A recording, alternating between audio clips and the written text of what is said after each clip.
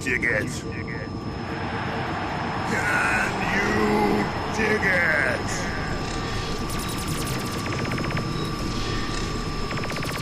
Ladies, gentlemen, friends, foes, lurkers, regulars, GMO people, organic people.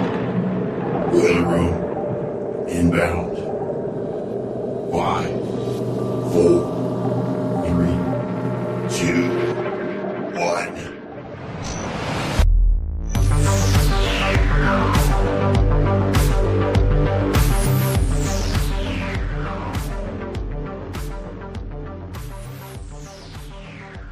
All right, ladies and gentlemen, friends and foes, lurkers and regulars, welcome back to the Boiler Room. I'm your host, Mike Hall Science Hesher. I'm Brian McLean, broadcasting live out of Central Texas.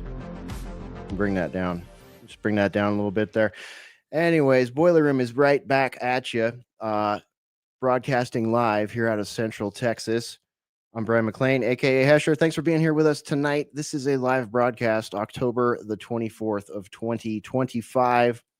We're in Spooktober range. I guess next week is Halloween week. So here we are.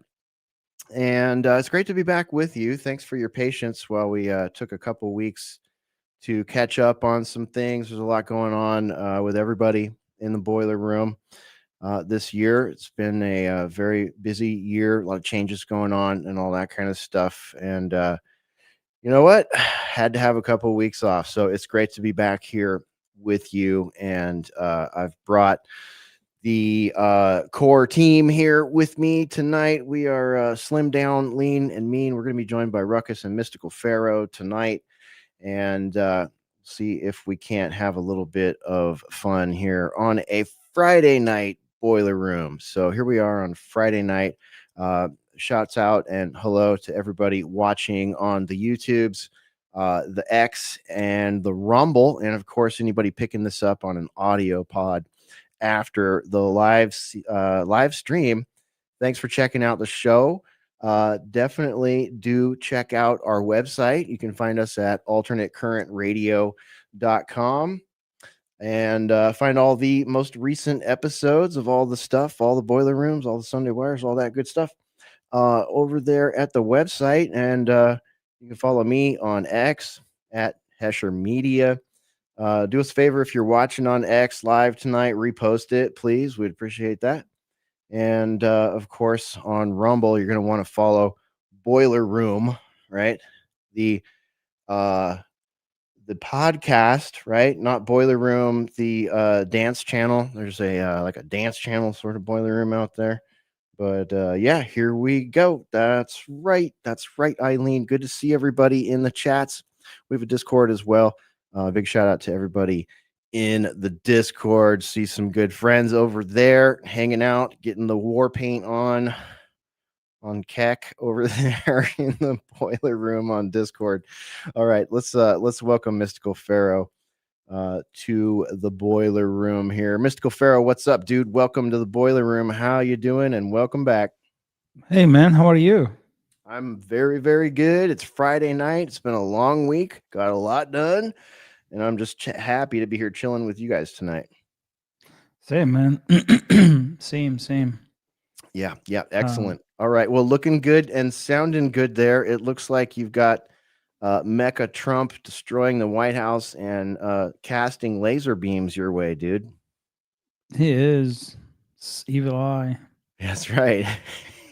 Got it trained on the red, white, and blue Pharaoh.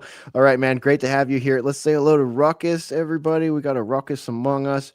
Ruckus, what's up? And welcome to the Boiler Room. There he is. Howdy.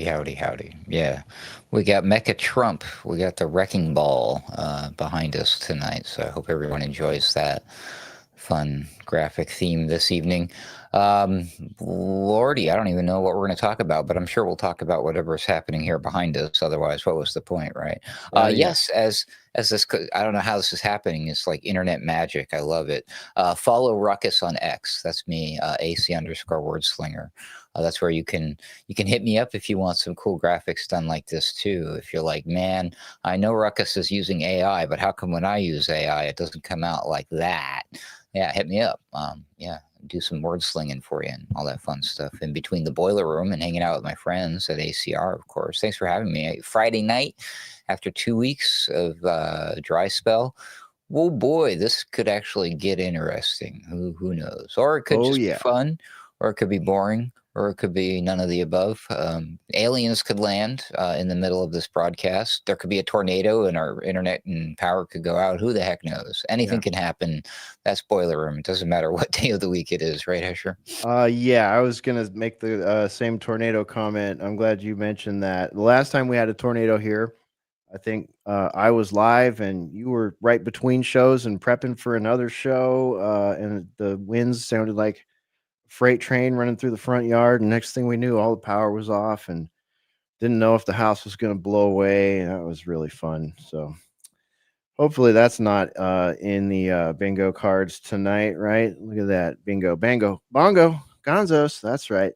Yeah, no limits says, what's up, guy? What's up, dude? What's up, no limits? Seeker Janie reposted the stream. Thank you. That's pretty freaking awesome. Let's see here. Oh, no kidding. No limit. What's up, dude? That's Johnny. Okay, I want to introduce everybody to Johnny from Permanent Wave, one of our favorite independent artists out there. Permanent Wave is absolutely freaking awesome. He's on his son's account here, so he's got the cool Scooby Doo graphic. I dig it. Johnny, yeah, man, we got to talk, dude. It's been too long. I'm sorry I haven't reached out in a while. Stuff has been absolutely bananas, brother. But check out Permanent Wave, everybody. We've got links to where you can find and follow them, Bandcamp, all that stuff, in particular on our Sunday Wire show posts. We use that a couple Permanent Wave songs often on Sunday Wire. So again, go to our website, alternatecurrentradio.com. Great to see you, Johnny. Thanks for popping in for the live show. And thanks for all the awesome music, bro. Can't wait to hear what you're up to next. And part of that friend group and colleague group of Walk On Army as well. Shouts out to Walk On Army, who has provided a lot of music to Alternate Current Radio and Sunday Wire in particular. Yeah, absolutely, dude. Thanks. Thank you. No, thank you. He says, thanks for the loves, guys. No, thank you. Absolutely. Let's see.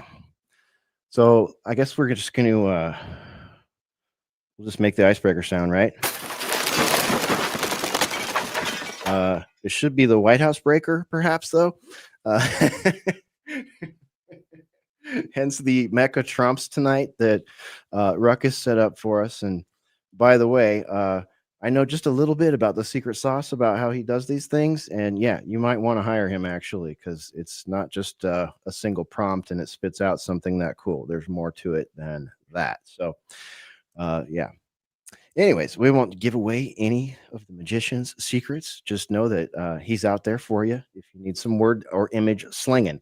Okay, so I guess Donald Trump. So Spore and I were eating lunch the other day, and she goes, "You see what they did to the White House?" And I'm like, "What do you mean? You know, they put some fences up around it for some more like lame fake protests or something?" And she's like, "No, look." And she shows me a picture of the front of it, and I'm like, "Is it Independence Day? Did the aliens come and put like drive the blue beam into the front of the building? Like, is President Camacho taking over? Is Putin taking over? What the hell is happening?" And she's like, "No, they're putting in a grand ballroom." And I'm still just like, wait, what? What? I mean, I don't know. It looks worse than the Pentagon did after whatever happened on 9/11. Would that be an understatement, an overstatement? Is that inappropriate for me to say, Pharaoh? No, I mean it's leave it to Trump. He has to build something, right? He's a real estate guy. So it's like, what's my signature? The economy's effed up. Wars did not end. Immigration Construction. didn't do shit. So let's, you know what? Let's do a cool construction project. And I'm even gonna fund it by myself or find some donors to fund it, and not so that he can come and say, "Oh, I did it under budget and you know before time." So that's probably what he's gonna come up and say. Um, I don't know. I mean, again, honestly, I don't care. Like one way or the other, if we're not paying for it, was our money. But there is much more important stuff to worry about now than just building a freaking ballroom. That was my concern. I was like, well, okay, fine. You want to make a ballroom? That's fine.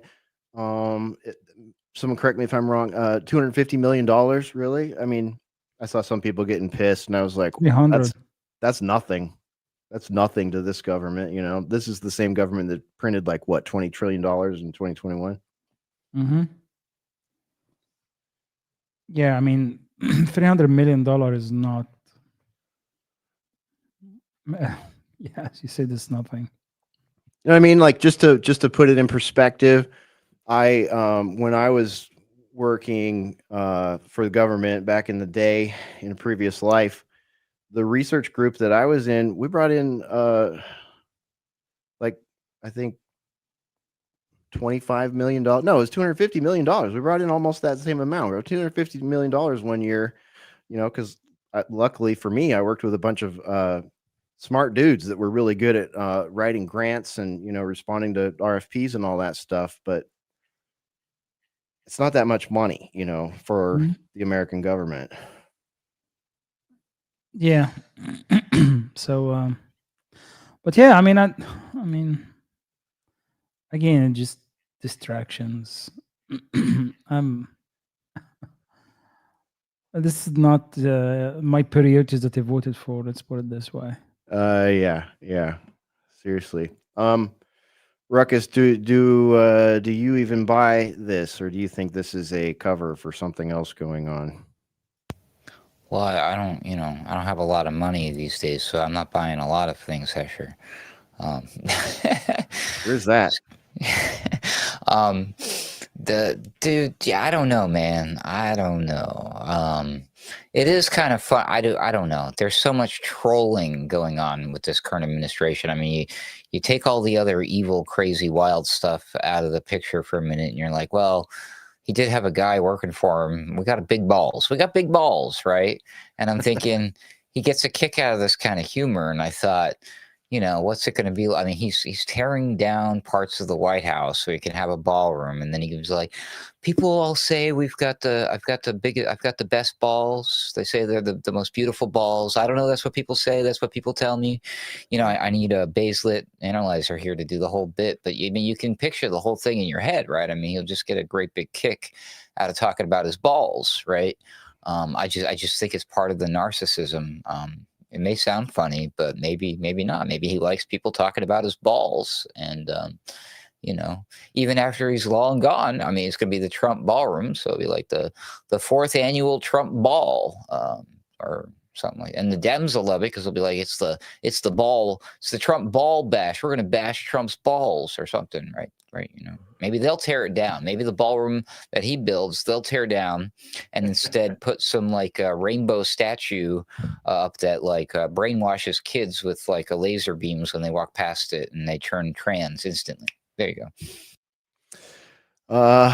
Yeah. And I can't help but also notice that he's been getting lampooned by South Park, particularly about the size of exactly that and the other.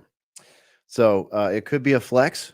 Is it a big balls flex to tell Trey and Matt to back off him and the micro penis jokes they've been throwing out there in the last season of South Park, perhaps? I could see it.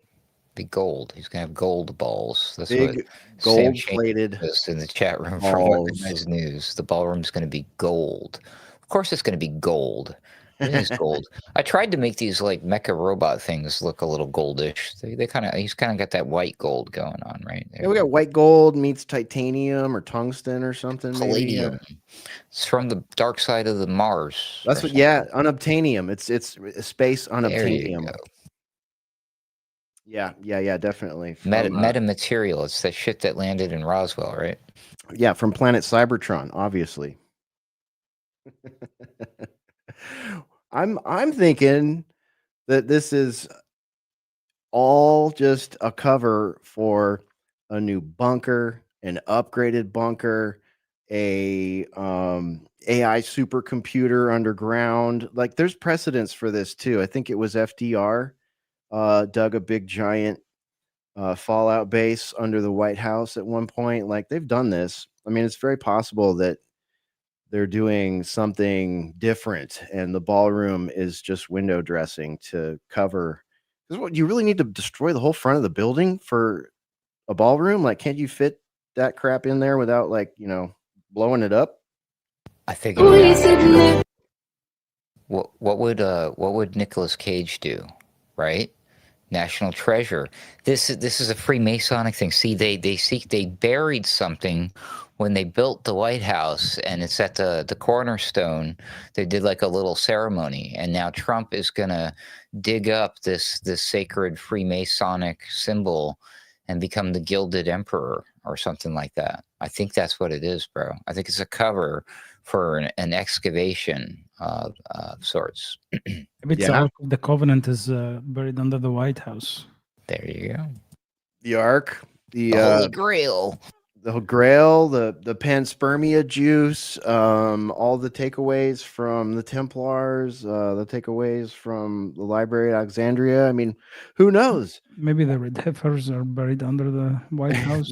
All the actual DNA for the real true red Real heifer down Red there. heifers that's going to usher the end of the world. Who knows? Stop it. Epstein's list is getting buried there. We all know it. Right. Maybe the FBI needs a new place to house all the Epstein files that were on Pam Blondy's desk. I don't know. Or most likely, it's what I was saying, but less jokingly. The truth is, he's very full of himself, Trump that is, and he wants to leave like a lasting legacy of sorts. And this is very gilded, very opulent, very golden age. So Trump to do this kind of thing. So Yeah. I think the destruction is just an interesting, observable side note of the thing. And as always, you got to tear things down in order to rebuild. I mean, just look what they did in Gaza. And so, Mm-hmm. how many ballrooms are they going to fit there? I wonder. And by the way, great comment by Kurt there. Trump needs the relic to conjure his demons and use the powers of these demons. LOL. Right? I mean, it's not far off from the South Park running thread plot. I mean, for those of you that haven't seen it, spoiler alert: the running thread plot in the latest South Park episodes have been that Donald Trump is in a gay relationship with Satan and has impregnated him with the Antichrist as some sort of gay butt baby. Don't come at me, YouTube. Don't come at me, censors. I mean, this is mainstream comedy stuff. I'm just sort of relaying the general plot of the show. So yeah, you're not far off there, Kurt. I mean, that's pretty like right in line with the lampooning that he's taking from Matt Parker and Trey Stone right now. Yeah, I'm not buying it, you guys. And here's the other thing I'm wondering. Is the White House more vulnerable in this state? Like, what happens if Amazon Web Services turns off for a month? There's no precedent for that, Hesher. Oh, wait, no, sorry. We saw the whole. It was just for a few hours, though, bro. It destroyed the entire workday, though, for like freaking like 2 days. Dude, did you get affected by that, Pharaoh? Was not function, huh? Did you get affected by that? Yeah. You did? Yes. I mean, a lot of the sites that just runs Amazon are not functioning. Dude, Amazon AWS runs so much of the internet backbone. I don't think people. You don't even know. Yeah, I don't think people fully realize what a single point of failure Mhm. Amazon Web Services, AWS, is for all of us. Somewhere, I don't have it to hand. I'm not going to be all journalistic tonight, but somewhere I have a list of all the companies that were affected by that. And these are big companies that run, big dollars by the second, by the minute, by the hour. And they were all tits up. They were all Tango uniform for anywhere between an hour and 2 days. So, talked to a lot of people it affected. Our entire downtown business section was offline. Mhm. It seems like a So, problem reaction solution kind of setup, and there's yeah. only one thing that I can think of that is the alternative to that type of Web 2. I mean, Web 2 is the problem, what we're talking about. So the solution is, of course, we've talked about this before, Hesher, is Web 3, which is the blockchain based computer internet, basically a different type of internet, but similar, but different. You know what I mean? And more difficult, allegedly, ideally, to take down. You know, because it's run on nodes and things and decentralized networks, et cetera. Right. Mhm.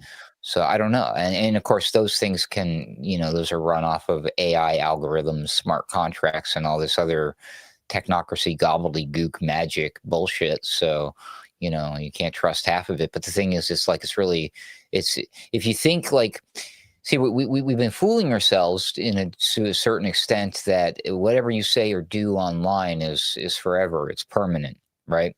That's not exactly true because this data is stored somewhere inside. At the end of the day, the ultimate base raw data is stored somewhere, right? In a server, on a physical machine, in like a room, like just whizzing and humming and giving off heat and destroying the planet and all that shit, right?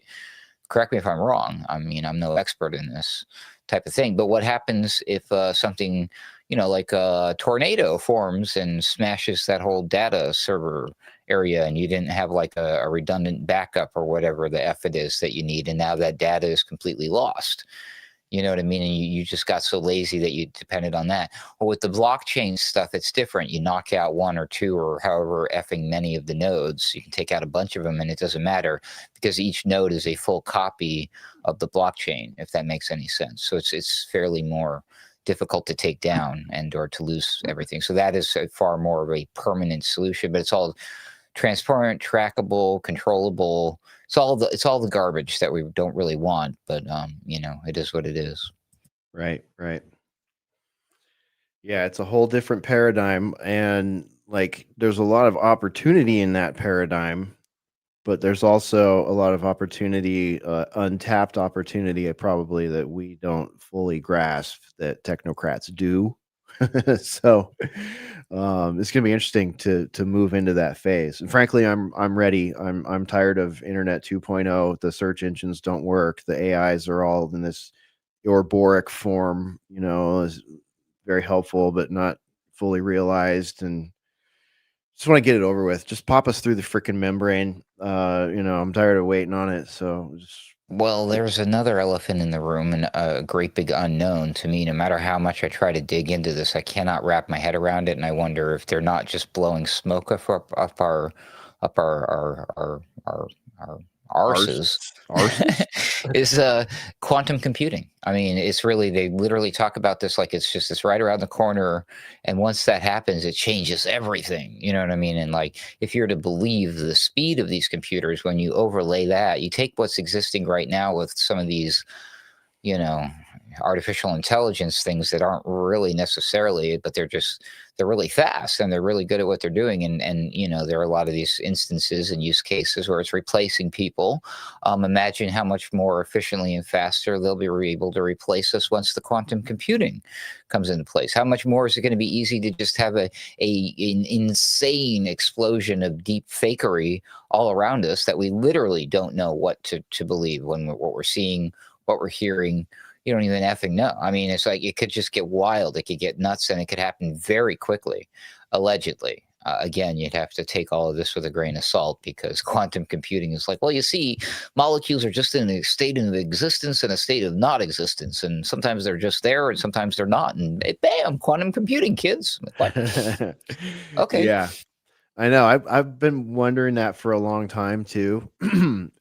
With the entirety of like quantum mechanics, to be quite frank, because I got really into quantum mechanics when I was in college, and I read a few books about it, and it was just like, oh, this is definitely the way. But then, like, going from that version of me to this version of me along the way, I was just like, a lot of times where I was like, wait a minute, you guys, like, you can't prove like the magic therein. It's black box, right? The magic therein is not something that you can observe. That's their main message to you. Like, once you observe it, the magic goes away. But if you accept that the magic is in there and that there are parallel truths coexisting at the same time, you know what I mean? Like, that is just so relativism that it's like, okay, fuck out of here with that. You fuck out of here with the whole thing.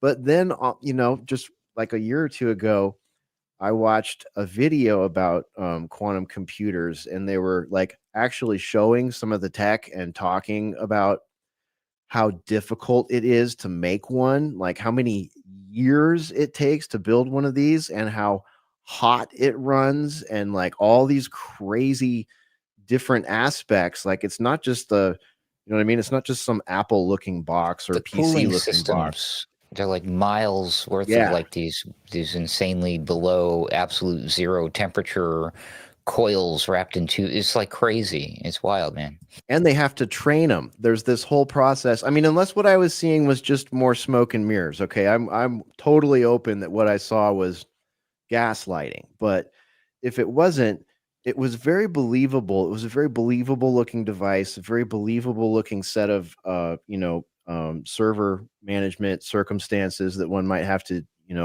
do to run a system like that.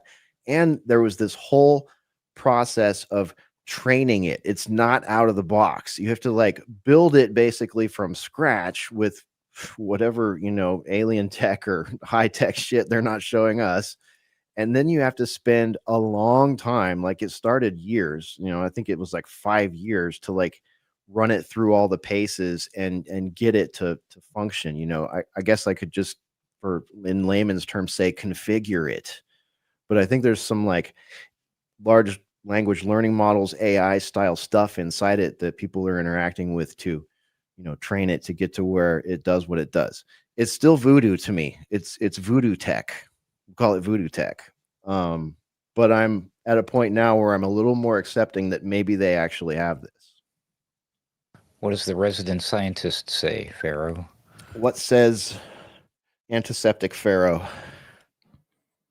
I mean, there is definitely prototypes and there is some simulation platforms, but I mean, anything really like useful or like I would say we're 5-10 years if it happens. Now it depends how much money they want to push for it.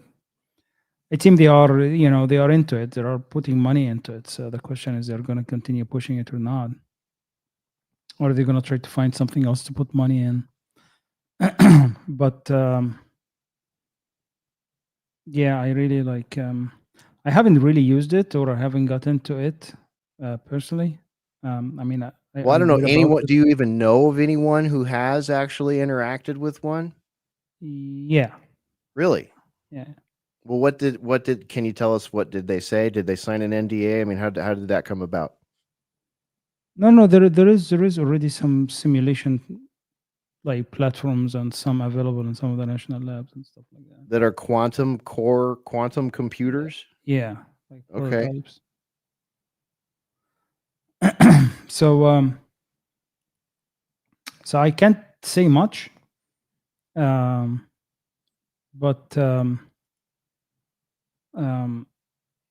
well, I guess we'll see.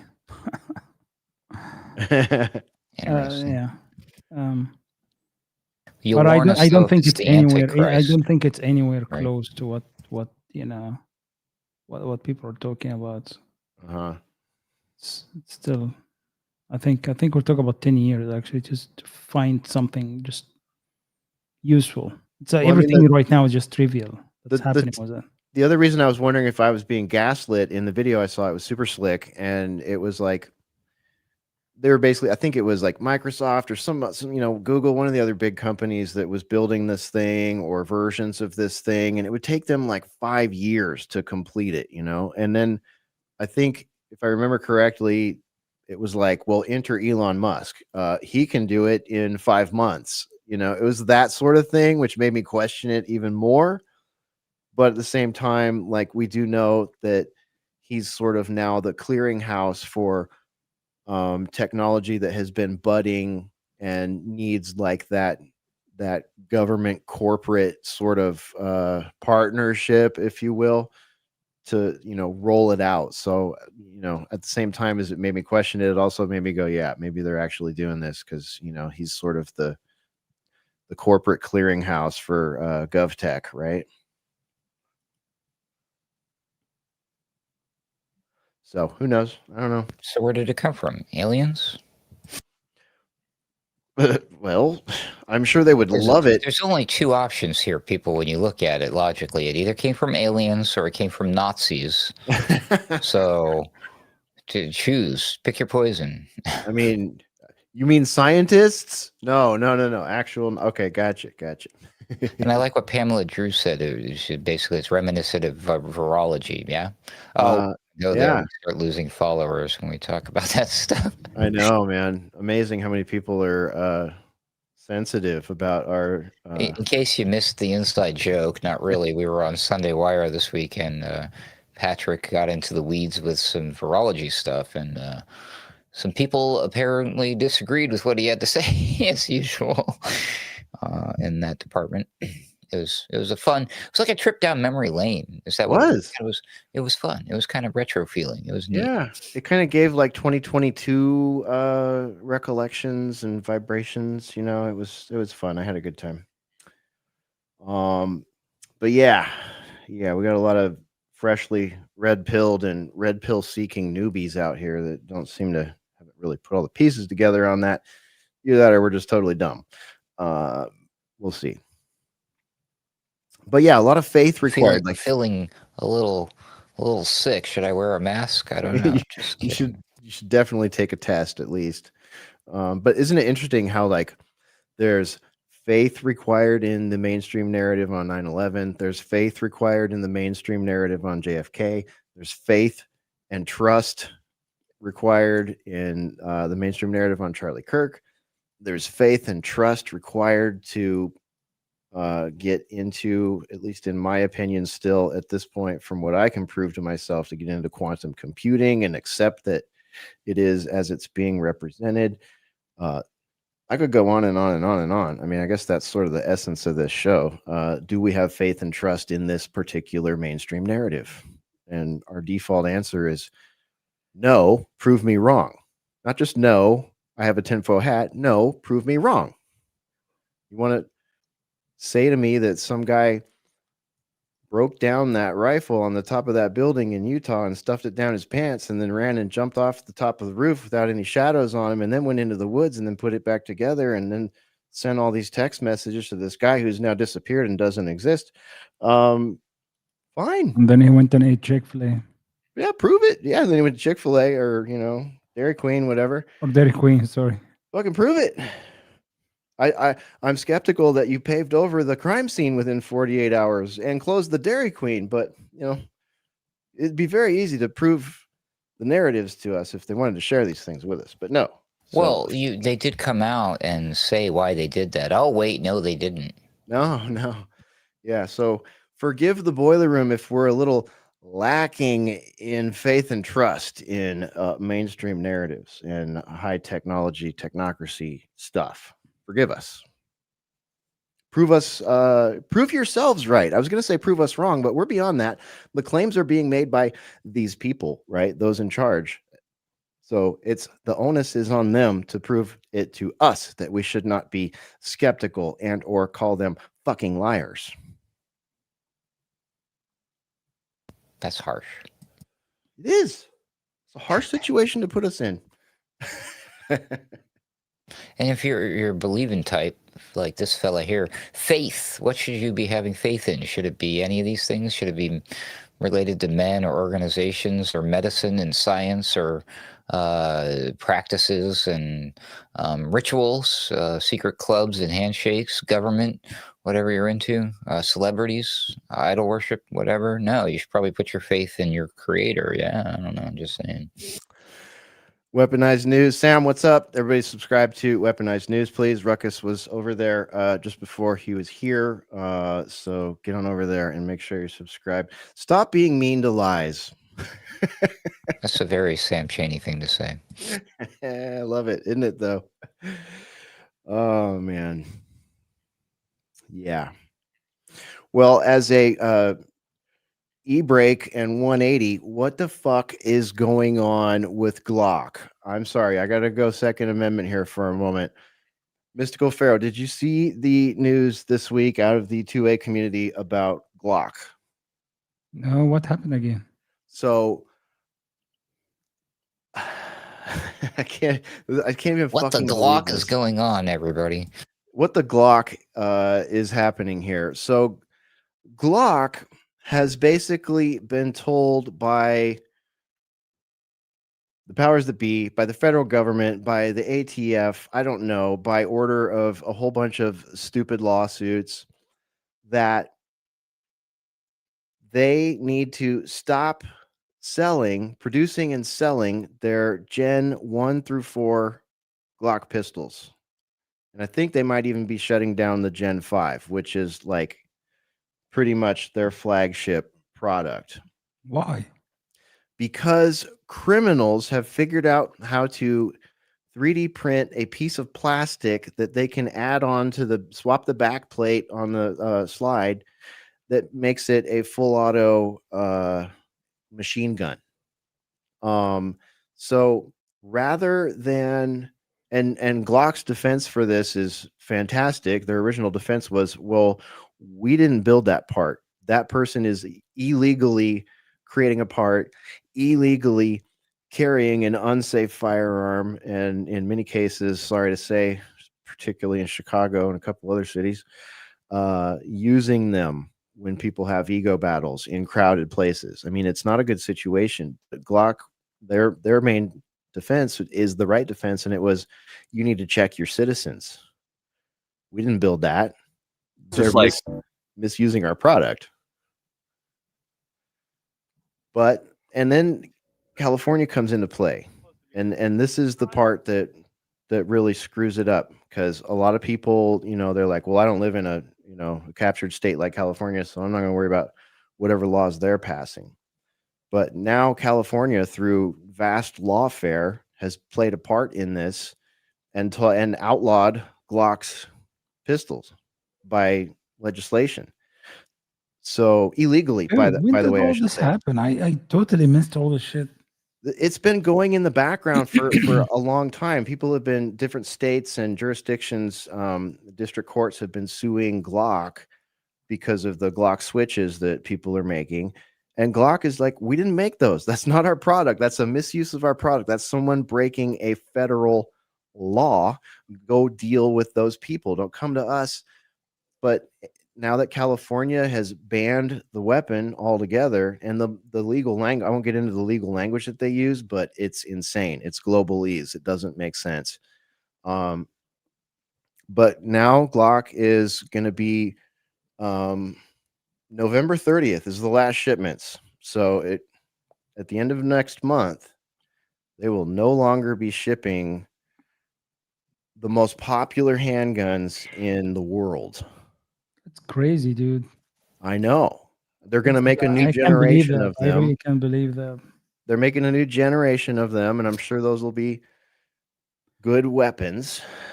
But I mean, this is an industry-changing, unconstitutional assault.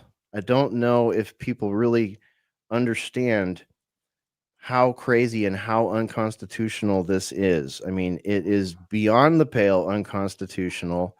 It is literally the most popular brand of handgun in the world.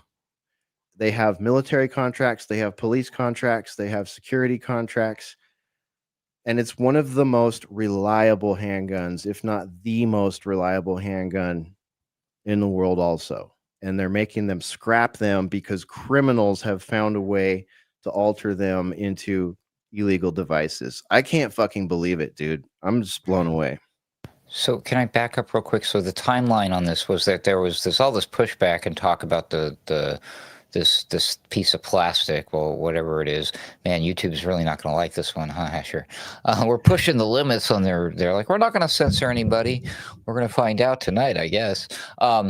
So they were going through that, and then the news was just about a week and a half ago, or maybe 2 weeks ago, where just out of nowhere, California banned them. Just full on said nope.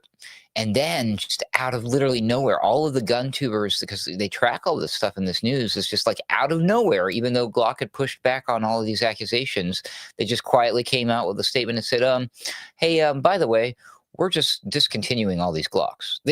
And they didn't even give a reason, if I'm not mistaken. They just said that they were just, they're done. And I'm just like, we're like anything else, right? We're left to fill in the blanks and have theories about this. And you had a very interesting one that you discussed off air. If you want to bring that theory up, I thought that was fascinating. Was it? Oh yeah. Now that About the contracts, right? There are so many military and police contracts for the Sig Sauer P320 for a duty weapon. And that weapon has been under massive scrutiny lately too, because there's been many captured on video and reports of those things going off without anyone interacting with the trigger, as some people are claiming. Sig Sauer has had to settle out of court with a bunch of people. New Jersey is now suing Sig Sauer and trying to get them to have the entire series recalled. So they have a whole bunch. They're the prime, the single and prime contract holder for the Army, the Marines, and the Navy, I believe, and the Coast Guard, and a bunch of other federal agencies and police agencies. So I'm wondering if maybe like some federal agency, if you could fill in the blanks, probably have 3 letters in their name, may have strong-armed Glock to a sense, or given them a little Trumpian art of the deal and said, hey, we need you to shut these things down because people aren't using them right, and make that impossible to do in the next generation of these things. And maybe we can get you guys those contracts that Sig Sauer is all about to lose. I mean, just game theory in there spitballing, but I wouldn't be surprised if there were. Oh, I hear heavy rain. Hopefully that's all that will I hear turn the dogs into. barking for no reason, and I was wondering if it was the weather. It's rain. Yep, it's starting. Anyways, that could Go be a dark, factor. folks. Sorry about that. Yeah, just the changing business landscape for large scale federal and police contracts. Who knows? Maybe it's a thing. It's an interesting theory. And I like the picture of them not strong arming them, but more like an invitation to have a meeting. Hey, by the way, and boozing it up, having a good time, maybe on an island somewhere after. No, I'm just kidding. And they're like, hey, buddy, how would you like to score this lucrative opportunity? There's an opportunity now. I'm sure you heard about what's going on with the SIGs. And man, I think you're the right fit for it. And I would love to give you the gig, but there's a catch. See, I think it was more like that. Yeah, I would not be surprised. I mean, all we can do is guess at this point. But I mean, some people are like being really critical of Glock, saying, "Oh, Glock bent the knee to the D bags that run everything." And I don't know. I wouldn't jump to that conclusion, although I could see why people do, but I can't jump to that conclusion. I'm of course, Hesher, I'm a SIG owner, so I'm not a Glock owner.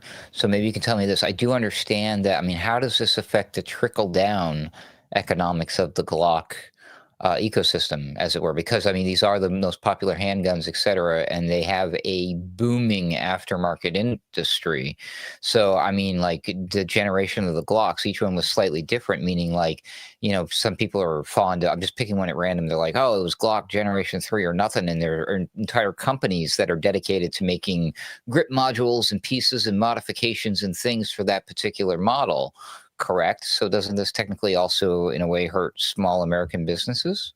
Loads of them. So hear me now, believe me later. What Ruckus just said is probably the biggest slap in the face, or the second biggest slap in the face, outside of, this being 100 billion% unconstitutional and antithetical to the Second Amendment. There's that.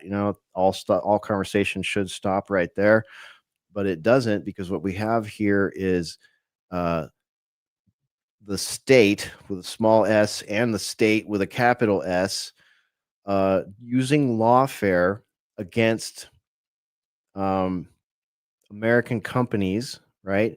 Glock, obviously their headquarters is in Austria, but they have, U.S. headquarters as well, and U.S. manufacturing plants as well. They're international.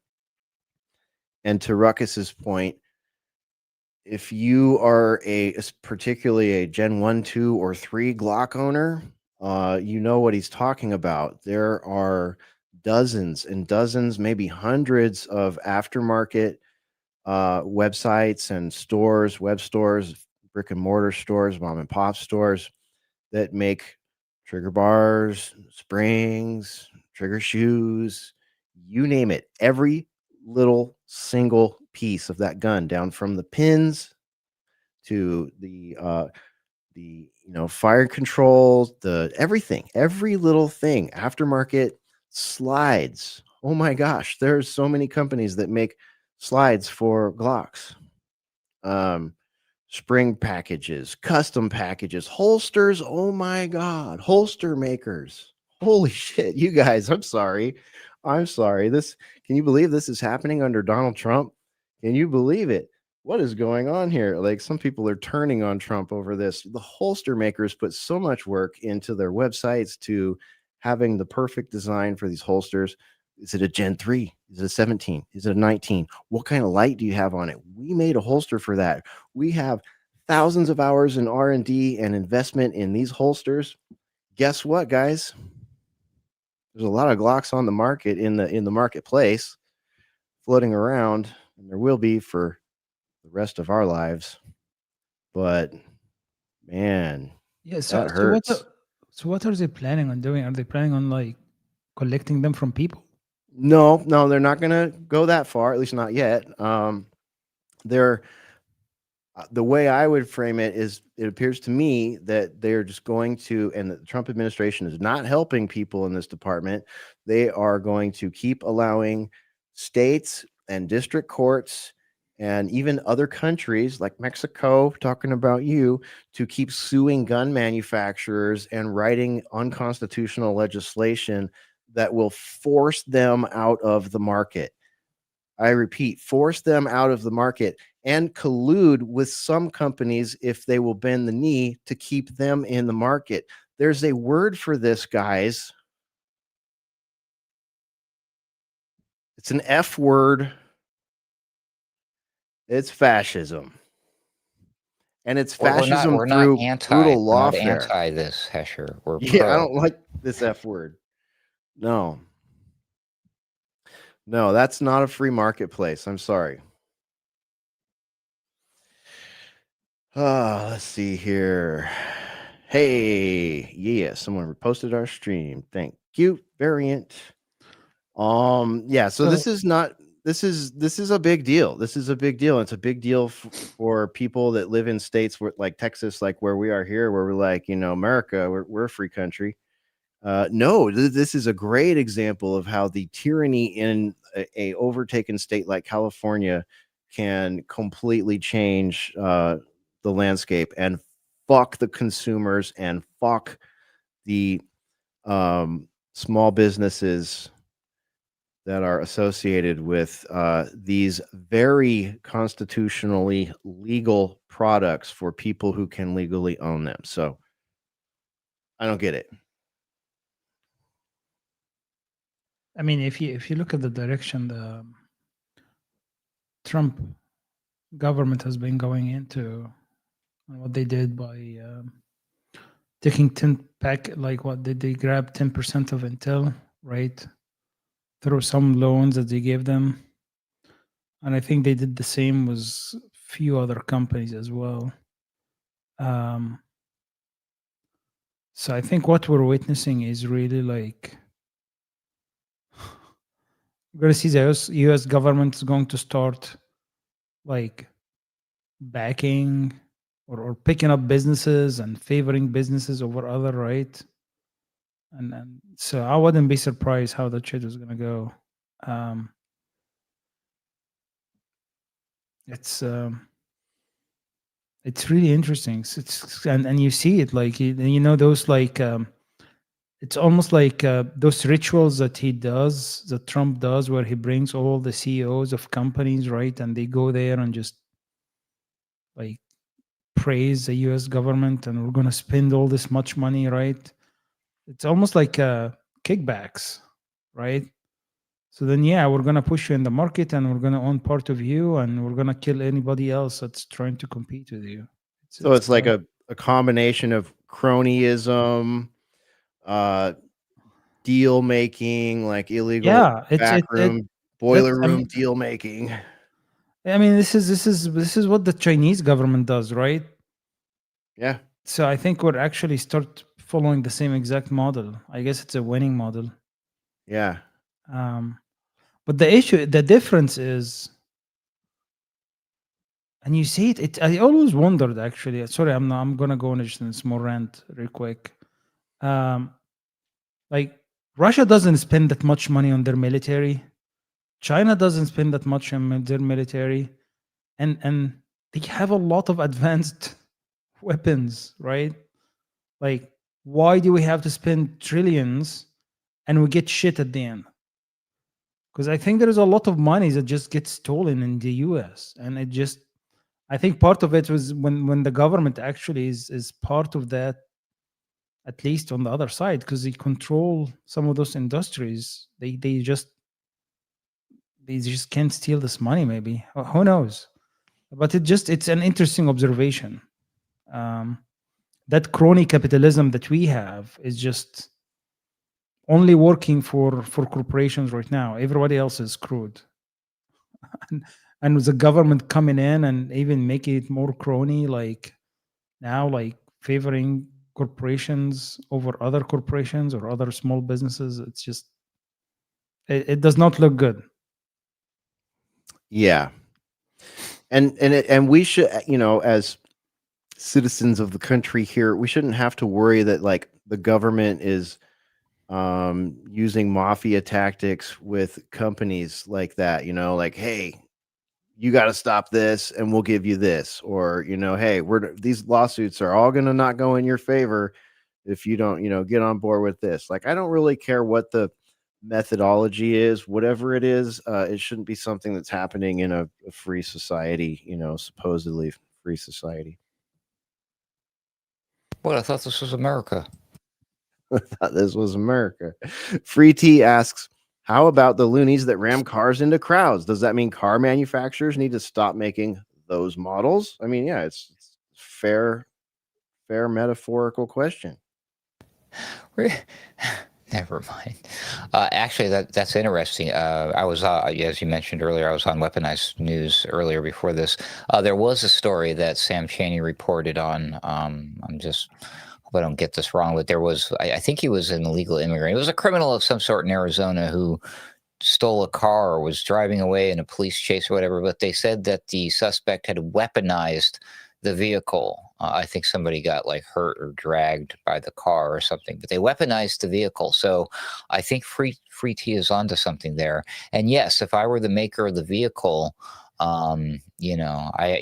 maybe would I come out and say, we're just going to discontinue making all of our vehicles, and from now on, all of the new ones don't have engines in them?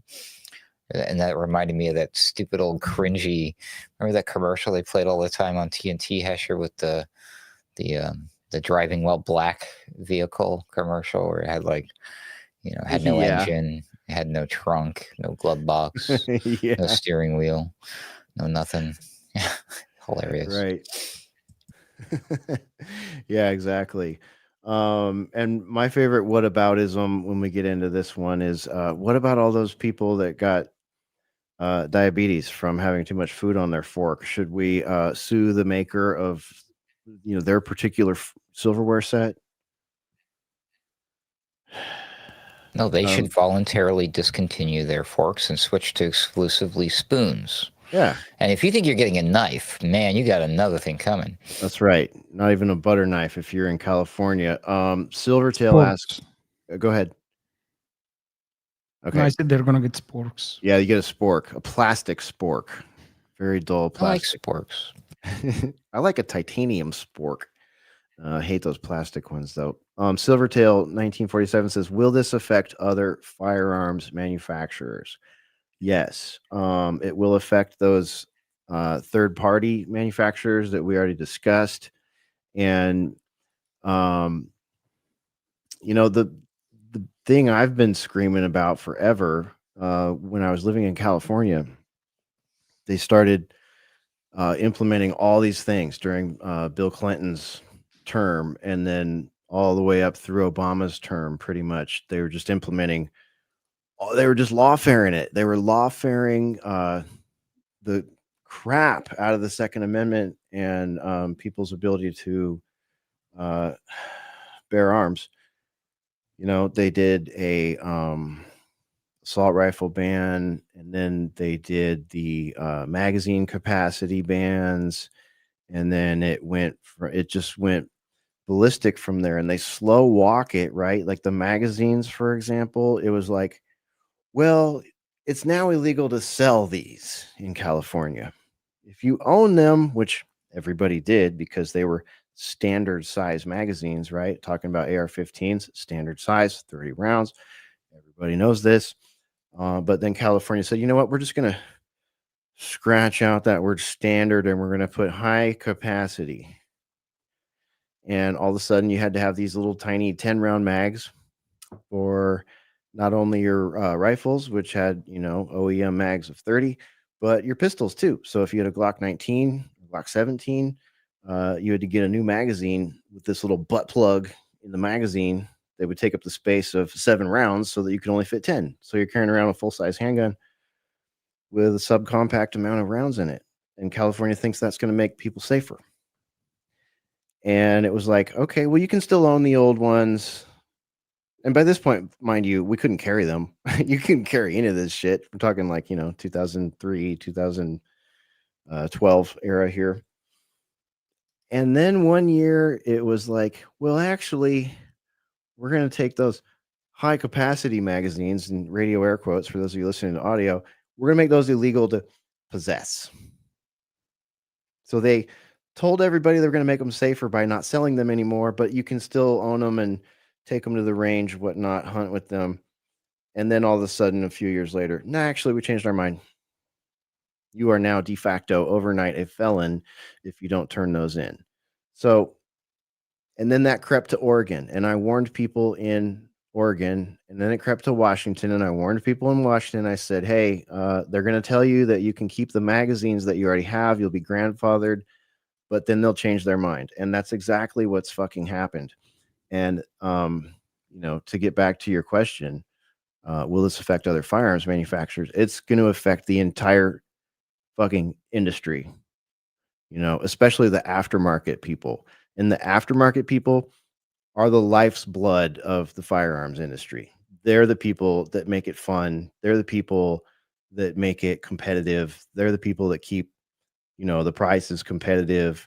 They're the people that figure out how to still give people maximum enjoyment out of their constitutional right around a bunch of stupid laws. So it affects everybody. It's going to affect all of us, and it's coming to a state near you. I guess that's my final point.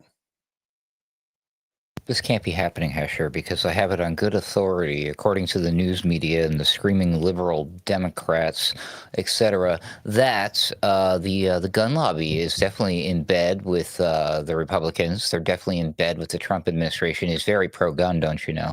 So I find it very hard to believe that this must be some sort of trick, right? There's no way that no. See, I don't know. Oh, wait, you mean they're all the same behind the scenes and there's an agenda to eventually just slowly but surely tighten the tighten that screw, drive those final nails home in that coffin, and try to willingly, some way, shape, or form, get the populace to disarm themselves, right? It's always these little slow phase rollout things, right? This is how they get you. Man, I got to be paying close attention to what these new Glocks are going to be. Are they going to be like, well, now they're smart guns. See, we only make smart guns now, or whatever. You know what I mean? Well, You never effing know. There's a rumor going around that the Glock Gen 6 has its patent has leaked or something like that, and there's a rumor going around that it has a battery compartment. So that's making a lot of people wonder if that's not going to be the case.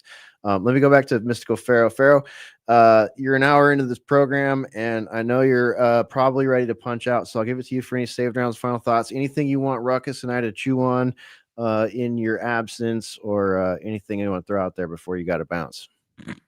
I really wanted to talk about Venezuela and the Trump madness over there, and the Gaza 2 years plan that were already in the making. Yep. And so there's a bunch of stuff, but I'm so sorry, guys. I feel so old, right? It's Friday night, and I'm like, yeah, I'm ready to party, right? And then I'm like, you're like, I gotta go to bed. I'm really tired to go to bed. No, it's no worries, man. Pharaoh, save some energy to party with us tomorrow. I got a brand new. I will. I really want. Coming out. Tomorrow, I'm doing a carpet magic. Right. There you go. See, folks, you'll have new music from Ruckus and Pharaoh tomorrow, so it'll be a good time. I'm going live tomorrow, so I'll be live tomorrow. All right, what time? It's been a while, so I'm looking. What time are you going live with the music mix tomorrow, dude? 9 EST. So okay, 8 CST. All right, 9 Eastern, 8 Central, 6 Pacific. Mystical Pharaoh going to get on the alternate current radio mixtape Saturday and bust out. And Ruckus has a Spooktober mix as well. And Daniel Spalding, I think, has a new mix. So we're going to be hanging out. That's why we're here tonight. We get the boiler room out of the way. So tomorrow night we can rock the fuck out. That's the plan. Mystical Pharaoh, thanks for being here tonight. We'll get together again real soon, and we can talk about Trump, Gaza, and all the other things. We got to talk about Peter Thiel again too, apparently. Yeah. All right. Cheers, guys. Love you all. I'll see you later. All right. There he goes. Love you too, buddy. That's Mystical Pharaoh. Yeah, Ruckus, what else do we got tonight, man? I think those major subjects will definitely be covered on Sunday Wire. Yeah, we will definitely be talking about those on Sunday But Wire. in case you missed it, the headline level news is that we bombed another Venezuelan drug boat, So fentanyl cruise. We know 100% for sure that there was fentanyl on there, and we saved like hundreds of thousands of lives. So trust in Trump. Yeah. Trust and faith, man. Just trust and faith. That's all it requires to have a good attitude. Gaza's ceasefire is like, it reminds me of that scene from Wayne's World where they're playing street hockey right in the middle of the road. And then they would have to stop every once in a while and be like, car, and they would drag all the stuff out, and then they would drag it all back in the street, game on, and they go back to it again. I'm like, that's how the ceasefire has been going so far between Israel and Hamas. So again, subjects we'll probably be discussing on Sunday Wire.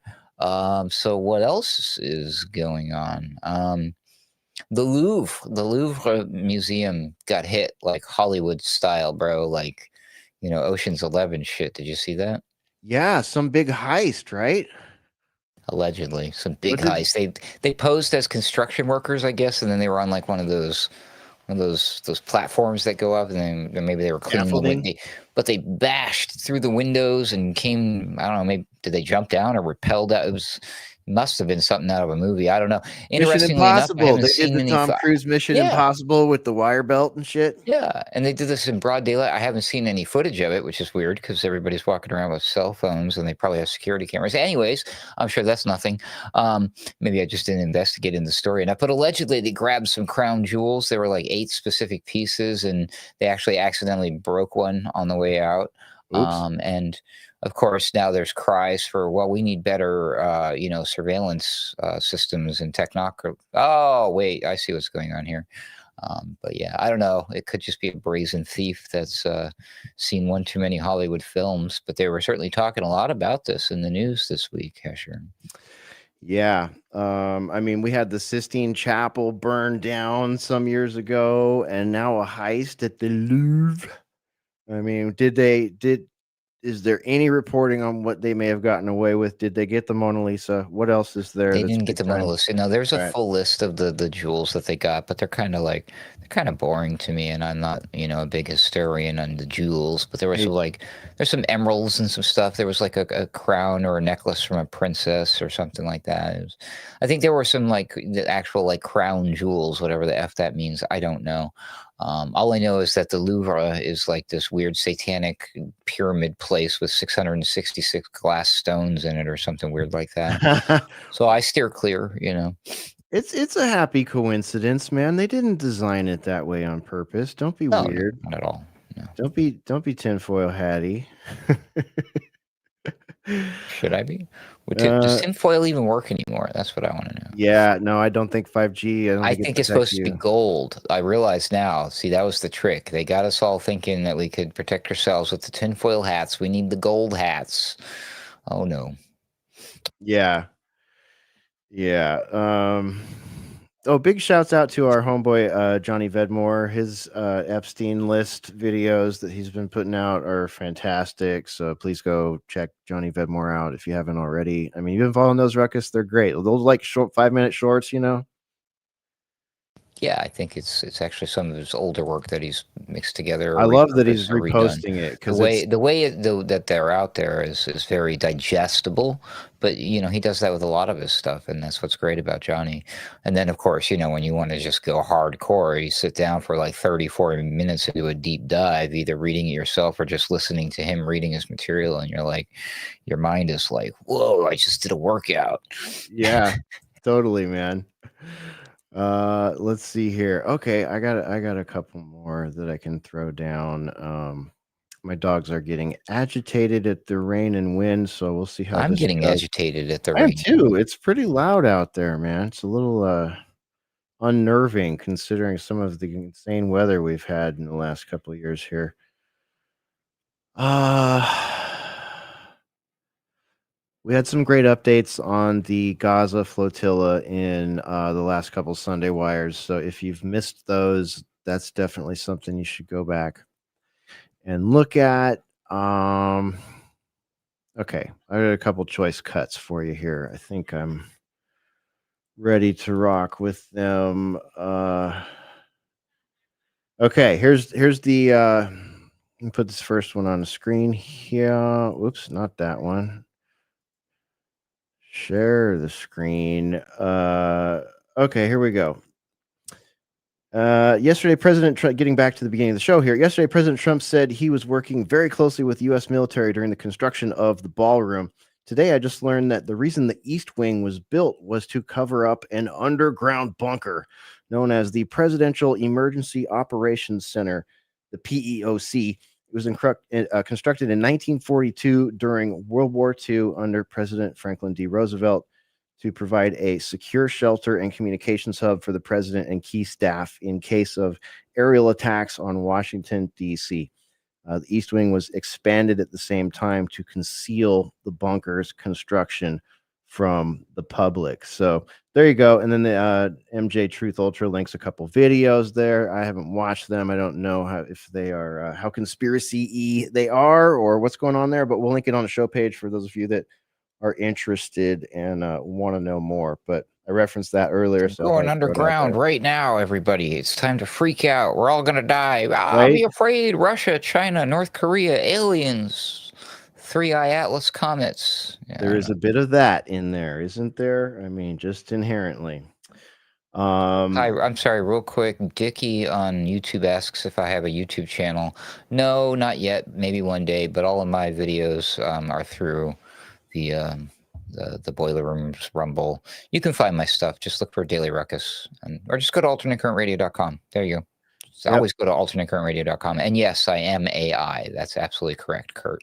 Yep. Ruckus is our AI agent here. There's our website on the screen for any of you that want to. AI means always insane, right? Yes, absolutely. At least always intense on the way to insane. So there's the website for you, and there's the support link if anyone wants to jump in there and show some support. We have a store as well. We need to update it. We need to update our merch and such, but it is out there if you want to get some. Um, okay. So there's this one too. You mentioned big balls earlier, so I figured we could use a actual update here. Two more charged in the beating of former Doge staffer Big Balls. Two suspects arrested Monday in the August attack on Edward Coristine, a prominent Department of Government Efficiency staffer in Washington, D.C.'s Logan Circle neighborhood. U.S. Attorney Jane Pirro says this case underscores the escalating challenges that we face in confronting crime in Washington, D.C. They've got a 19-year-old, an 18-year-old, and a 15-year-old. Suspects already charged. And yeah, there you go. So there's the update on Big Balls. There he is. There he is, looking dapper on the left and looking beat down on the right. For those of you watching. So I don't know. I don't know what to say about that whole thing, Ruckus. This whole last 10 months has felt like a strange dream to me, and this has just been one little side story among it. Yep, I agree.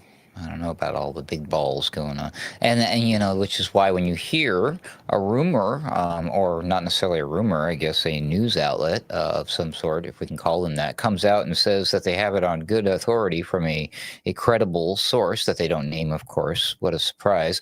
That indeed President Trump is considering pardoning Diddy.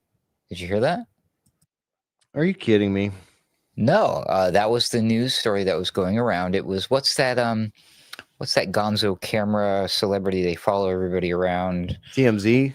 Yes, there you go. So it was a TMZ exclusive thing. They said that they had, an insider says that Trump was going to pardon Diddy, and then report, the press secretary or the White House had to come out, make an official statement and say no. But when asked, I guess Trump has never come out and said that he's not going to. So that's interesting. So maybe that might be happening. So that was kind of surreal. So there was lots of discussion about that this week. And then, of course, he did pardon one. I can never say the guy's full name, but he's known as CZ. He was involved with this the world, one of the largest exchanges, cryptocurrency, Binance. But he had been accused and imprisoned, allegedly ripping off a bunch of people whose money suddenly disappeared and magically wound up in his account. Weird. But yeah, he's been pardoned by the president. So that's kind of cool. He's pardoning people. So maybe there's a chance for Sam Bankman-Fried, Hesher. Maybe there's a chance for Ghislaine after all. Who knows? What about I butcher his last name, so I'll omit it without looking it up. What about Brian, the other Brian that was part of the We Build the Wall? Is he still sitting in jail? He's still sitting in jail for those bogus charges. I think he is, unless I missed the news that he's been pardoned. So Diddy, I can't say I'm surprised. He's probably friends with the Donald, and if not, he's certainly, or many would think, very likely involved in a similar circle as one, Effrey McJepstein and those people.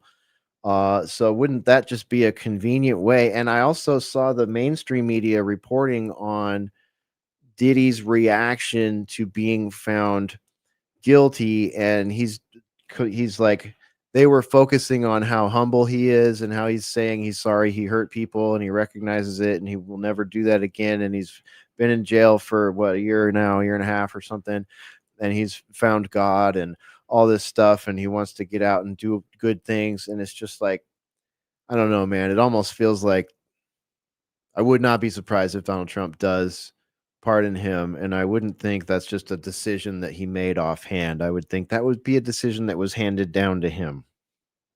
Well, he got treated unfairly, and I know a thing or two about being treated unfairly. Look how they treated me, and they gave him the Trump treatment, and it's not fair, or something like that. They're going to do the same thing with Maxwell. Mark my words. They're going to do the same thing. I saw sitting in a restaurant with Spore the other night on a ticker on a news site. I saw the ticker saying something, words to the effect that, I think it was on a CBS broadcast, that Ghislaine Maxwell endured the abuse of Epstein or something like that. Like they were framing her in the ticker as like a victim of his in some way rather than, his main accomplice. So they're definitely like just unabashedly not giving a fuck about what the public thinks about these narratives. Yep. Yeah, And yeah, then, yeah. Then there was something, I didn't dig too deep into it, but it's all the rage right now with the normies and the mainstream media is going nuts. I guess NBA. So like, there's some people in some hot water over some gambling accusations and fraud and all I sorts of saw stuff. something about that. Yeah. Yeah, I don't know a whole lot Since I'm about not a it. sports guy and I'm not into fraud and gambling, I kind of skipped it. Sorry. Yeah, same. But it looked like a big deal. It looked like a big deal. No, it definitely looks like it's a big deal. Whatever it is, that's for Yeah. damn sure. If there was a sports ball bro in the room with us, I'm sure they'd be like, filling us in, but we're not your guys for that. But it was interesting. I saw that it was just blowing up on the same news on the CBS broadcast I saw yesterday. Oh, okay. No Limits says, can you put a link to the music show tomorrow? It's hard to put links into our multi-chat sometimes here, but we are at mixcloud.com. Ruckus will correct me if I'm wrong, but the best thing to do is follow Alternate Current Radio on Mixcloud and then join our Discord so that you can see notifications come through for when the show goes live. We'll do our best to get It's a link technically kind of easy because it's mixcloud.com/alternate current radio. There you go. It works. You know what? I'll tell you what. Let's just fix that right now. Listen to Mixtape Saturday on ACR at mixcloud.com/alternate current radio, right? Add banner. Yo, there we are. Okay, there you go. It's that easy, my friend. That's pretty neat. That's magic. How'd you do that? And I'll just leave that in our banner stack so that we can bust that out anytime we talk about it. So sorry to slow down and do production on you there, but that answers the question. And next time I can just fling it right on the screen. Booyah. Thanks for I love that. asking. Great question. Yeah. Yeah, thank you. Definitely. Okay, I got one more, and then we'll start cycling our way out of here. What was this comment though? Pamela, what's up? Her dad, Robert Maxwell, was the Mossad liaison for the stolen PROMIS, Promise Backdoor Systems, right? Right. And her dad was also one of his intelligence fronts was publisher or publishing agent, and he published a number of interesting globalist books, one of which our friend Jay Dyer covered on what will probably be his last appearance on InfoWars Live just yesterday. The very book that they were discussing was one of Maxwell's publications, or he was publication agent. I can't remember, but very interesting. Very interesting. Big shouts out to might have been Jay. a co-author or something. Yeah, I think he might have been. Yeah, there was something. He's definitely involved. Yeah, totally. Big shouts out to Jay Dyer and Jamie Hanshaw. They were passing through to get to the InfoWars studio this week, so we had the pleasure of having brunch with them this morning. Ruckus, Spore, and myself. It was great to see you guys. If you're out there listening while you're driving home, I hope the weather is good on the road and better than it is here in Texas. You left just in time, but it was great seeing our buddies. Okay. So, last one I have tonight, Ruckus, is one that you posted. I should say, one that you reposted from our friend and colleague, Mr. Tim Hinchcliffe, who's been on the show here. And that's some lightning going on out there. Let me roll this. We'll get our comments and we'll wrap it up here, man. But Tim Hinchcliffe posts on X, Larry Fink tells the WEF depopulation is a good thing. All right, so let's give it a listen. I could argue in the developed countries, the big winners are countries that have shrinking populations. Okay, that's something that most people never talked about. We always used to think shrinking population is a cause for negative growth. But in my conversations with the leadership of these large developed countries that have xenophobic immigration policies, they don't allow anybody to come in, shrinking unemployment, shrinking demographics, these countries will rapidly develop robotics and AI and technology. And if the promise, I didn't say it's going to happen, but if the promise of all that transforms productivity, which most of us think it will, we'll be able to elevate the standard of living of countries and the standard of living of individuals, even with shrinking populations. And so the paradigm of negative population growth is going to be changing. And the social problems that one will have in substituting humans for machines is going to be far easier in those countries that have declining populations. And so for those countries that have rising populations, the answer will be education, and so rapidly developing. For those countries that do not have a foundation of rule of law or education, they're going to be left. That's where the divide's going to get more and more extreme. And unfortunately, Great. Kurt Boss with our first comment here. Look, when you have basically one hedge fund owning everything, what do you expect? Owners have everything. They don't care if you don't. He's talking about prosperity and all this stuff, but for who? For the For him people and that his buddies. for the people Not that us. don't get run over by the engines of globalism and die. Yeah, like I mean, no, don't worry, we'll take care of you, plebes. I mean, you citizens with your, we're gonna give you free money. Yeah. It's gonna be universal. It's a basic income because you have the right to a basic income. Don't you agree that you have the right to a basic income? Who are us? Big Daddy government loves you. Now, there are, of course, a few hoops that you're going to have to jump through. I hope you understand. I mean, we can't just give it away for free. Nothing in this life is free, kid. They're like, we're going to kill 8 out of 10 people so that you can have more shit. How about that? How about that, guys? Larry Fink, anybody recognize that name? Realize who he's, you see him sitting there in front of those Black Rock. ghouls and sheiks and sunken-eyed looking demon people there at the World Economic Forum. That's right, BlackRock. They own just about, well, compared to you, you own fuck all and they own everything. Put it that way. And that dude he's leading the charge to tokenize the stock market and put it on the cryptocurrency blockchain, all that stuff I was talking about earlier. Yeah. Yeah. Of course, he wants to tokenize us too. Yay! Whatever that means. I've gotten pretty good at translating globalese. Everything he said in that video is what we call globalese. It's meant to sound good and put you in, transfix you and put you in a alpha state of, oh, white old guy, nice suit, saying words that are big. They sound pretty good. Okay, click, back to whatever. But to translate what he's saying there is population's going down. We like that. The less people there are in other places, the more AI and robotics we can have serving them, and the less people that are there, the higher quality of life people like you and I and our chosen ones can have. And the rest of you can go along with the beast system, or you can get caught beneath the wheels of it as we make our little oblivion utopia. I'm ready for some Hunger Games. Obviously, we can't use a Glock, though, right?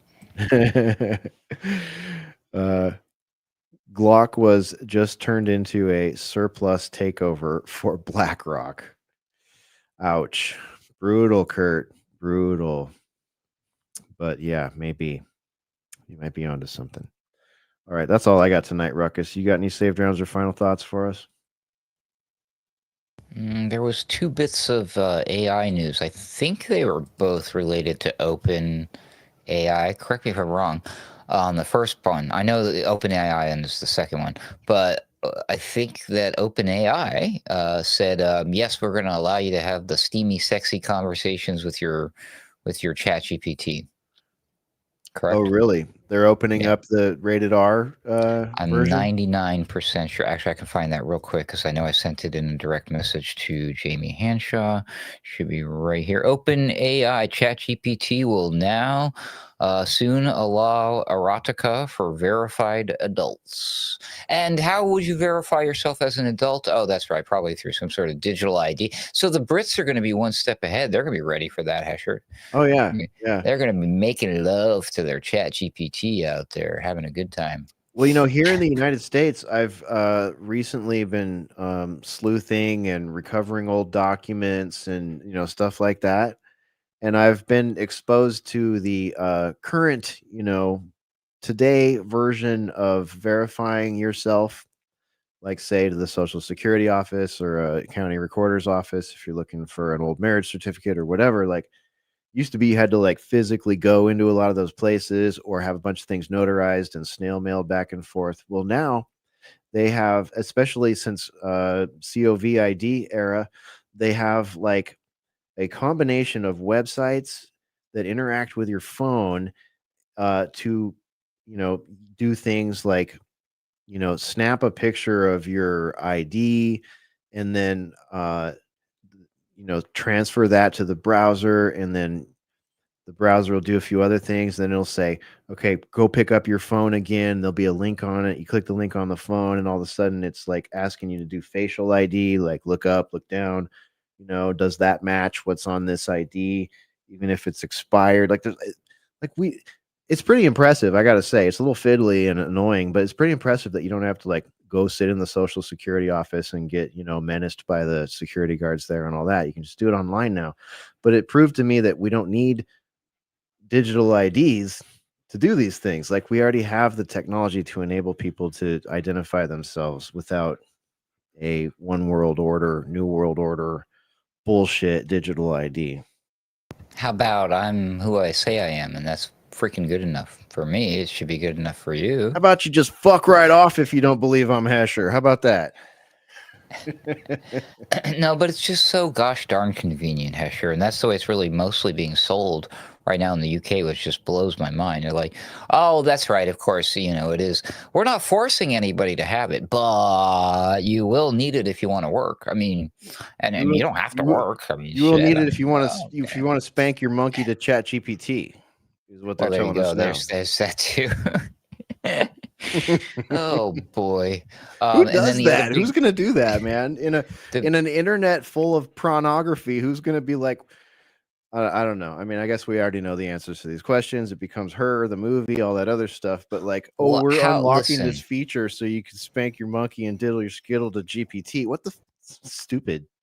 Look at the way that it's soft crawls into everything else, though, right? Like, so you're just minding your own business, do on X, and then next thing you know, you get the inevitable porn bot follow or like or message like, "Hey, baby, check out my boobies, bling," or whatever. Or they just drop the hardcore X stuff, triple X stuff right on the comments sometimes. You know what I mean?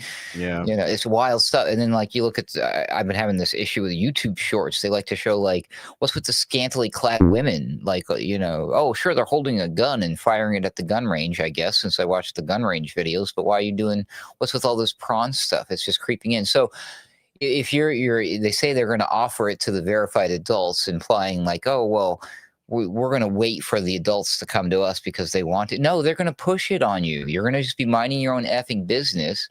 You're going to finish like a long day of work with your communicating with your Chat GPT, and then it's going to be like, oh, it was great fun. Let me know if you want me to suck your dick later. Whoa, excuse me. Did ChatGPT like? Is there an HR I can call? Did I just get sexually harassed by my ChatGPT? You just know that's what's going to happen, right? Tell me I'm crazy. Yeah. And it does sound like I asked the question, like, who does that? Like, oh, it's so stupid because we think about just the pedestrian, like, like, hey, what's this and where's that? And it goes to do, and it tells you the stuff. It sounds ridiculous in that framework, but we already know the answer because we are the boiler room and we've looked into the future many years ago. And we brought up, Spore in particular, brought up the concept of teledildonics. Your chat GPT will become more erotic when it is Bluetooth connected to a teledildonic device, right? Okay, you get my drift? Don't make me spell it out for you. Look it up. It's in the Boiler Room archives, probably. But yeah, that they always find a way to make any sort of new technology be profitable to the pornography industry, because the pornography industry, let's face it, aside from government, is the biggest portion of the interwebs. It's like, what is it, 60-80% of the money made on the internet is from pornography. So yeah, of course your GPT is going to talk about doing all those things that apparently no one else is doing for you. Hooray.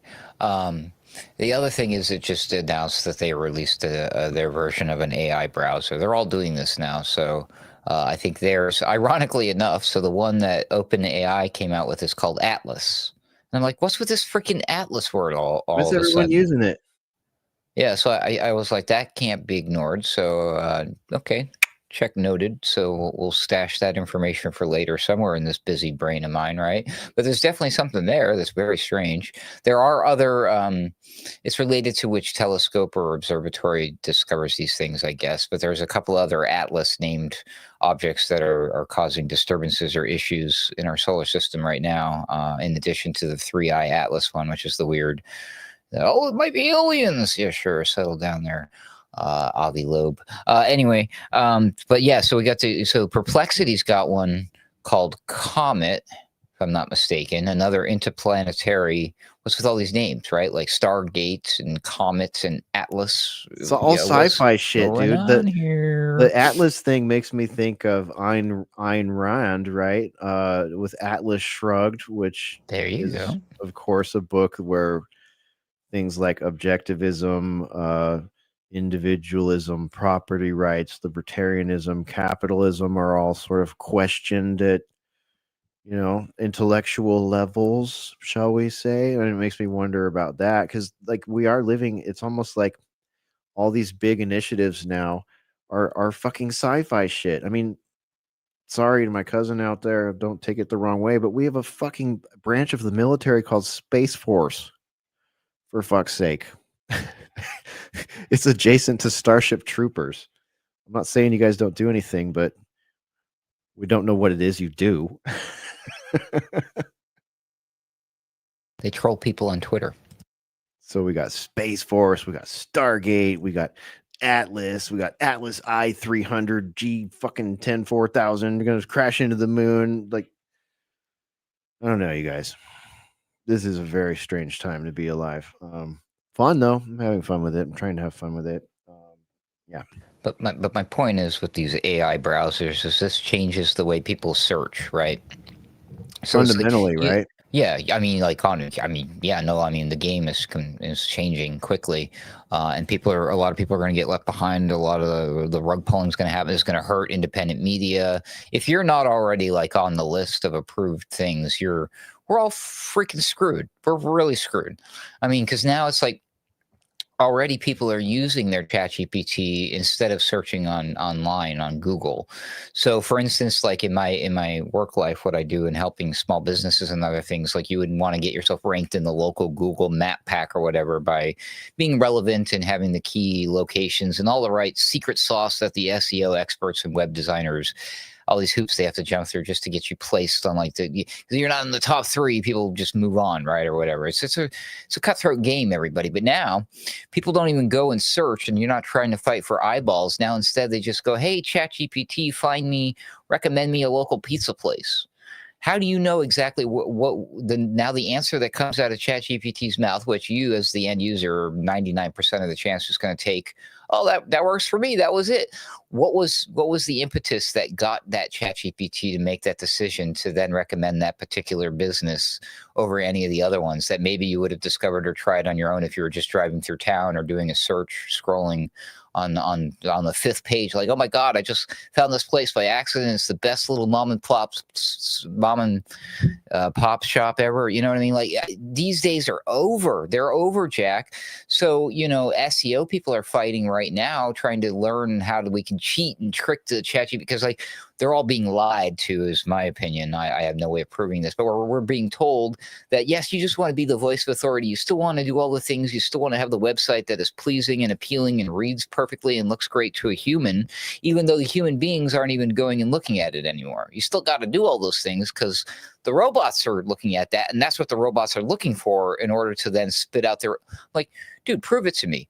Prove to me with this little black box technology that some company isn't like, here, buddy, I'll slide you this fat little $100 bill with Trump's face on it if you make sure I'm the top result. Like, they're working deals. They're going to have exclusive shit. Like, what's a good place to eat? Oh, McDonald's is right around the corner. Sounds good to me. Is McDonald's good for you? Probably not. But was the ChatGPT in error in recommending a local restaurant? Yeah, you can't prove that in a court of law, mister. This is all just very dangerous. And what does it mean for information? If people aren't searching for the information anymore, they're just getting the AI summaries. What does any of this look like inside of a browser that is AI? It's spyware. You were worried about what the F Google knew about you just based on your browsing history. These AI browsers have full-on eyes, ears, can track all of your keyboard touches, your eye movements, everything. Probably can access your camera, your microphone, and you give it permission to do so, all in the name of the same reason they're pushing the digital IDs. It's for your convenience. It's getting crazy, Hesher. It's getting crazy. It reminds me so much of what Bill Cooper said, that we would like put the shackles on ourselves for our own enslavements, right? This is what it looks like to me. All this shit. Mm-hmm. Yep, 100%. And like, it's gonna roll out sexy. It's definitely gonna roll out sexy. You know what I mean? It's easy to see the MO when you're getting given free new technology paradigms. They suck you in, they rug pull, then they turn up the productivity of it. They bring business, they make it an essential function for business, they make it a function you rely on for your day-to-day life. And then they start slowly tweaking it and changing it. And that's what we can expect. Yeah. Damn, they're moving goalposts. They can shake their moving goalposts and shove it up their arse. Yeah, really good at that. Oh, okay.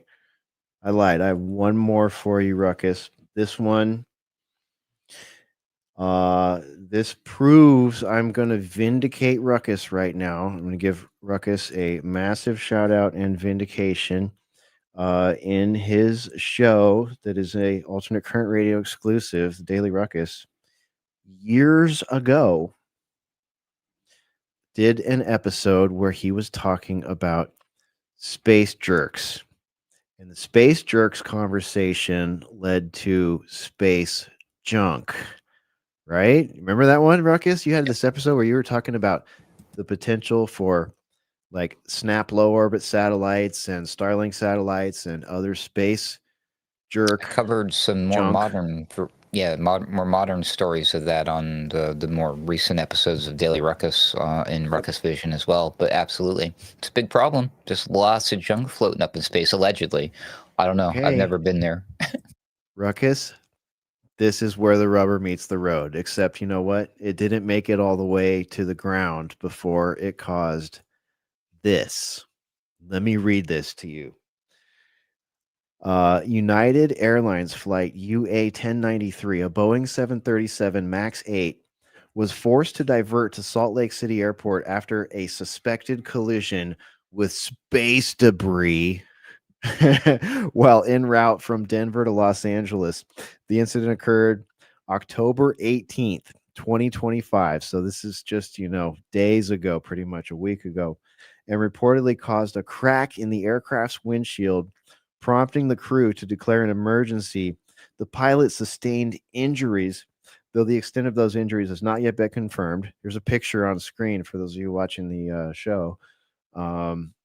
It looks, does look like glass shards, like ripped into this guy's forearm and elbow at high speed. The aircraft landed safely in Salt Lake City, where emergency crews met it on the runway. United Airlines and the Federal Aviation Administration have both launched investigations to determine whether the object that struck the aircraft was indeed orbital debris or another high-altitude object. If confirmed, this would represent one of the first known in-flight impacts between commercial aircraft and material originating from fucking space, raising serious concerns about the growing risks of orbital debris entering the upper atmosphere. And check this out, dude. There's this picture of the instrument panel. Look at that. It's just covered in safety glass. And then there's the outside. You can see it looks like it kind of impacted right in the upper corner there.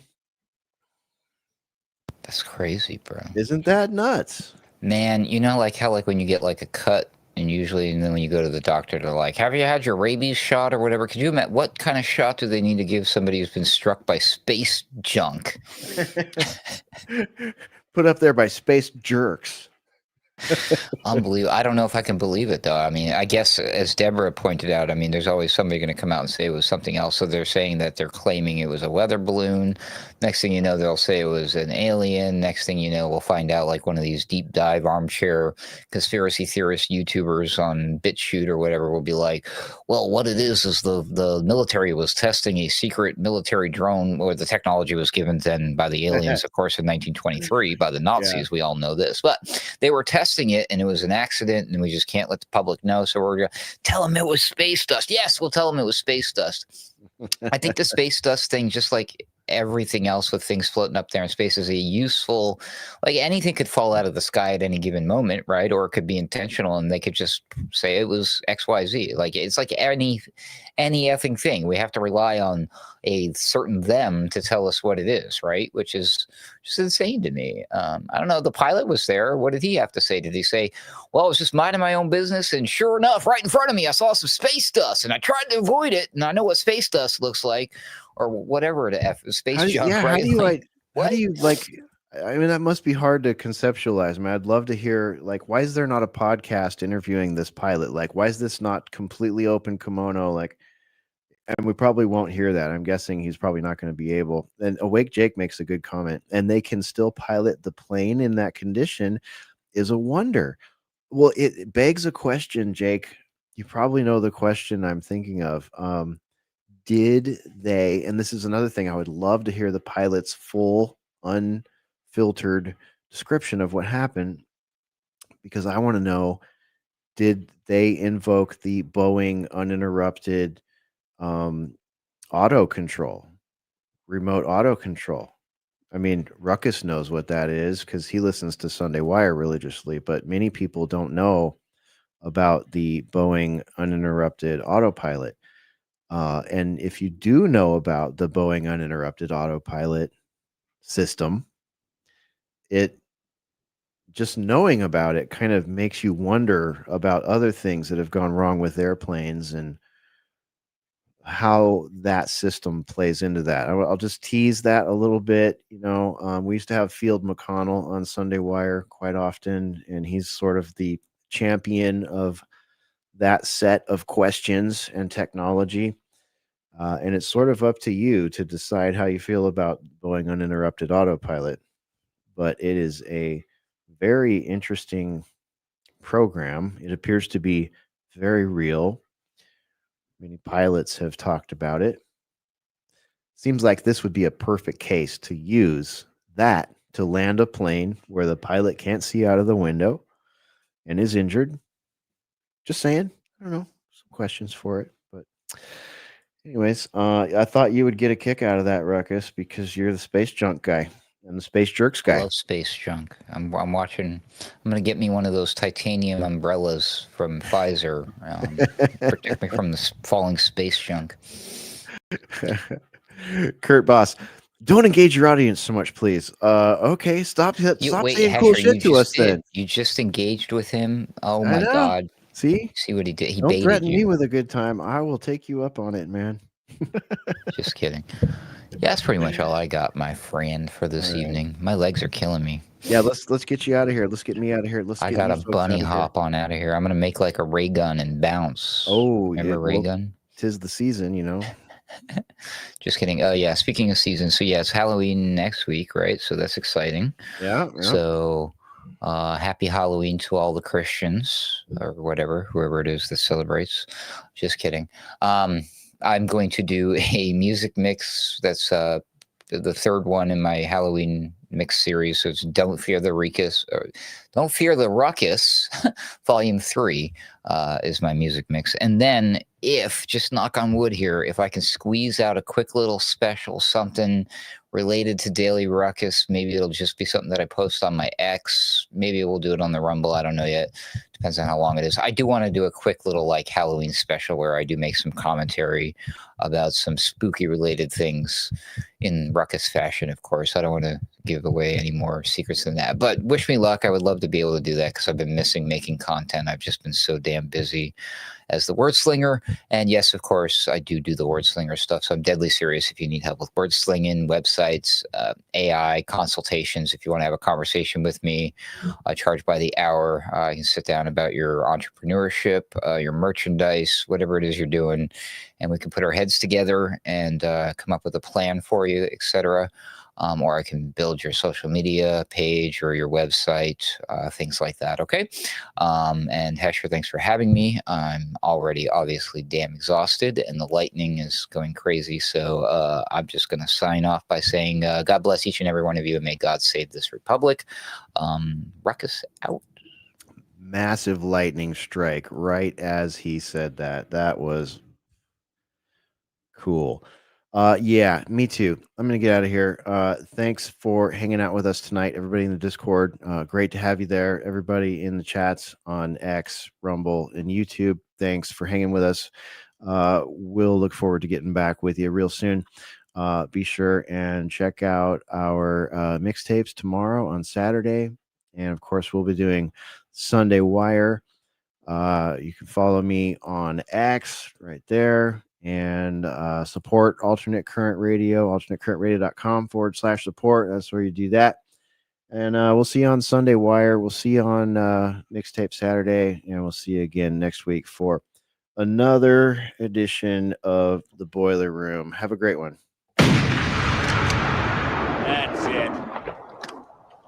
Go ahead and run. Run home and cry to mama.